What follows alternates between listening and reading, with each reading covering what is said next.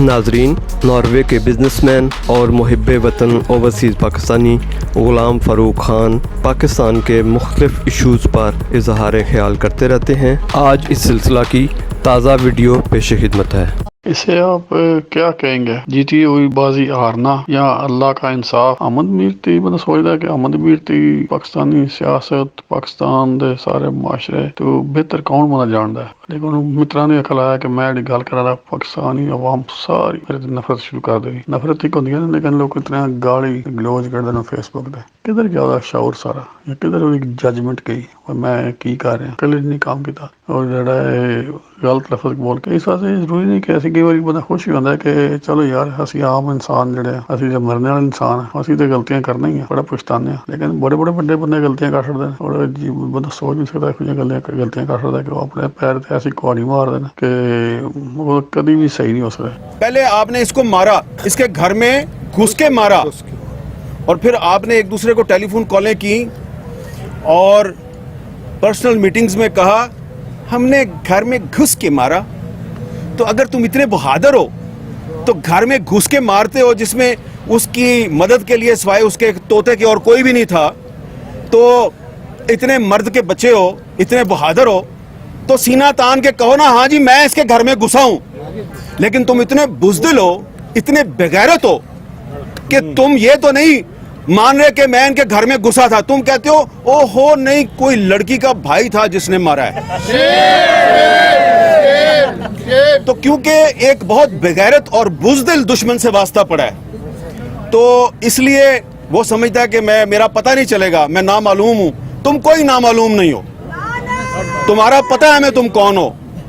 ये जो तुमने एक असद तूर के बारे में प्रोपेगेंडा किया है कि जनाब लड़की का जो भाई था वो इसका भी भाई नहीं, लड़की के भाई का नहीं पता मुझे, लड़की की माँ का पता है, उसका नाम जनरल रानी है।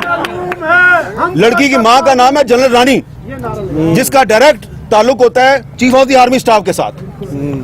ठीक है, अब तसल्ली होगी आपको जी। तो ये भी एक झलकी आपको बता दिया कि और भी जनरल रानी है, उनका भी नाम बताएंगे हम। ये मैंने इसलिए बात किया कि इसको मारा भी और फिर कहा कि ये तो जनाब पॉलिटिकल असाइलम लेना चाहता है। तो पॉलिटिकल असाइलम इसने तो नहीं लिया, पॉलिटिकल असाइलम तो तुम्हारे बाप परवेज मुशर्रफ ने लिया, जो चूहे की तरह इस मुल्क को छोड़ के भाग गया। इसके बैंक अकाउंट्स चेक करवाओ, असद तूर के बैंक अकाउंट्स चेक करवाओ और परवेज मुशर्रफ के बैंक अकाउंट्स भी चेक करवाओ, पता चल जाएगा कि गैर मुल्की ताकतों से फंडिंग किसको मिलती है। तुमने इससे नारा लगवाया इजराइल मुर्दाबाद, इसलिए कि तुम्हारी दाढ़ी में तिनका है, तुम चोर हो। तुम्हें पता है कि तुम हम लोगों के सामने बैठ के इजराइल के साथ सफारती ताल्लुकात की वकालत करते हो। जब तुम लोग पाकिस्तान के मीडिया को इजराइल के हक में एक नैरेटिव बनाने में नाकाम हो जाते हो, तुम देखते हो ये मीडिया तो हर वक्त इजराइल की मुखालफत ही करता रहता है, तुम्हें इस पे बड़ा गुस्सा आता है।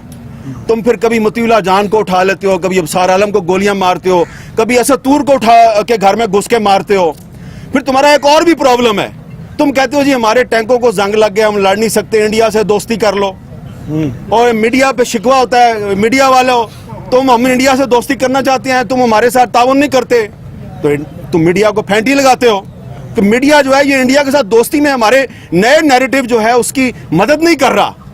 तो इजराइल के मामले पर और इंडिया के मामले पर ये मीडिया जो है ये उस नैरेटिव पे खड़ा है जो पाकिस्तान के अवाम का नैरेटिव है, जो कायदे आज़म मोहम्मद अली जिन्ना का नैरेटिव है। हम उसी नैरेटिव पे खड़े रहेंगे।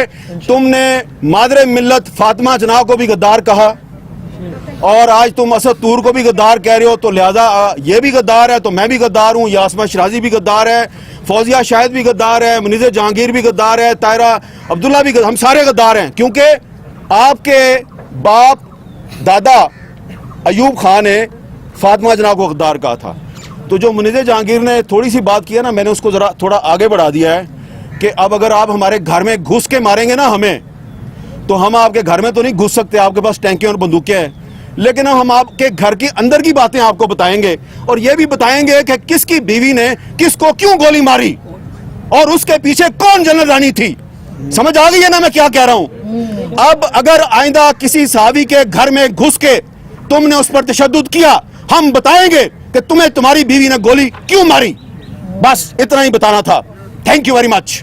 ਇਹਨਾਂ ਨੂੰ ਕਿਤਨਾ ਟਾਈਮ ਲੱਗੇਗਾ ਮਲਾਲਾ ਨੂੰ, ਮਤਲਬ ਆਪਣਾ ਹੋ ਗਿਆ ਉਹਦਾ ਪੁਰਾਣਾ ਪੋਜੀਸ਼ਨ ਪਹੁੰਚ ਜਾ ਉਹਨੂੰ, ਪੂਰੀ ਦੁਨੀਆ ਦੀ ਦੌਲਤ ਕਮਾਲ ਹੈ, ਉੱਥੇ ਬਾਹਰ ਬੈਠਿਆ ਪਾਕਿਸਤਾਨ ਦੇ, ਲੇਕਿਨ ਪਾਕਿਸਤਾਨ ਵਿੱਚ ਉਹਦੀ ਕੋਈ ਇੱਜ਼ਤ ਨਹੀਂ ਨਾ ਰਹੀ। ਇਸੇ ਤਰ੍ਹਾਂ ਅਮਨਵੀਰ ਦੇ ਵੀ ਇਹਦੇ ਮਤਲਬ ਉਹ ਬਿਲਕੁਲ ਇਸ ਤਰ੍ਹਾਂ ਜਿਹੜਾ ਜੰਗੀਰ ਤਰੀਨ ਦੀ ਬਹੁਤ ਹੀ ਮਤਲਬ ਇਹਨੇ ਜਿਸ ਇਮਰਾਨ ਖਾਨ ਦਾ ਦੋਸਤੀ ਦਾ ਜਾਂ ਪਾਕਿਸਤਾਨ ਦੀ ਵਫਾਦਾਰੀ ਦਾ ਇਮਤਿਹਾਨ ਦੇਣਾ, ਇਹਨੇ ਪੈਸੇ ਦਾ ਮਤਲਬ ਸਿਲੈਕਟ ਕੀਤਾ ਪੈਸਾ। ਉਹ ਯਾਰ ਕੀ ਗੱਲ ਜੇ ਤੇਰੇ ਥੋੜੇ ਪੈਸੇ ਲੱਗ ਜਾਂਦੇ ਜ਼ਾਇਆ ਹੋ ਜਾਂਦੇ, ਲੇਕਿਨ ਕੁਰਬਾਨੀ ਦੇ ਪਤਾ ਲੱਗਦਾ ਤਾਰੀਖ ਹੁੰਦੀ ਕਿ ਔਖੇ ਵੇਲੇ ਪਾਕਿਸਤਾਨ ਦੀ ਮਦਦ ਕੀਤੀ, ਇਮਰਾਨ ਖਾਨ ਦੀ ਮਦਦ ਕੀਤੀ।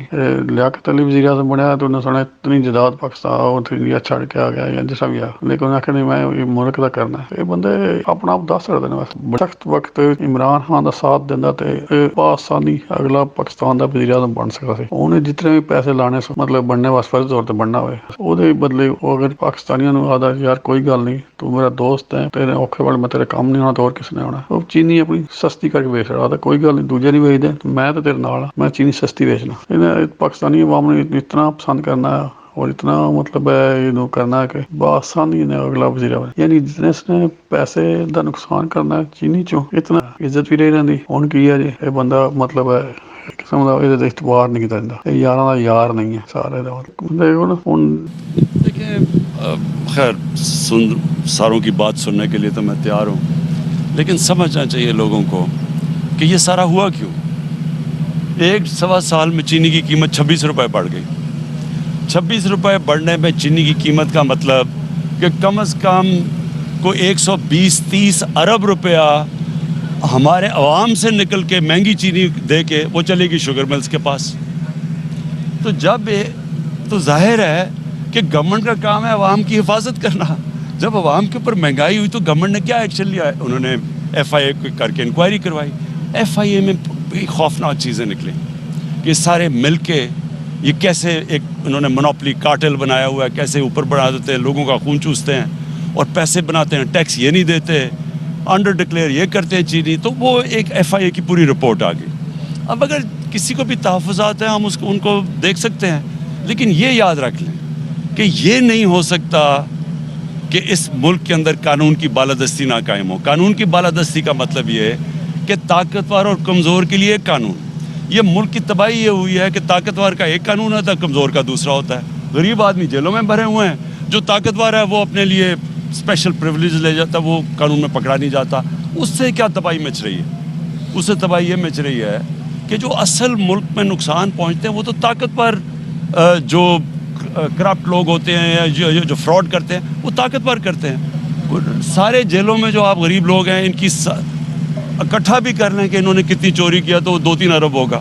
یہ میں آپ کو بتا رہا ہوں کہ 26 روپے جب چینی بڑھی تو صرف یہ 60-70 جتنی بھی شوگر ملز ہیں ان کے پاس 130 سے 140 ارب روپیہ چلا گیا۔ جگیر ترین جڑا مطلب جس طرح نبی پاک دے ابو بکر حضرت ابو بکر صدیق دے ساتھی ہے یا اور بڑے ساتھی ہے، انہاں ساتھ نہیں چھڑیا مشکل ویلے تے انہیں عمران خان کو بھی اصل کوشش کی کہ عمران خان کرپٹ ہو جائے، یعنی کہ میں معاف کر چھڑے یا میں لسٹ کر چھڑے باقی مارے، پھر وہ انصاف دا کی فائدہ جے تسی یاراں دے دوستاں تے انصاف نہیں کرنا صحیح۔ عمران خان دا دینا پیندا کہ وہ ڈٹیا رہے، انہاں نے وہ نہیں ڈٹے، انہیں اپنے مطلب کیوں نہ کیدا قسم دا کردار ہونا پورا ثبوت ہے۔ بہت ہی افسوس کیا میں کی کر رہا کل نہیں کام کیتا۔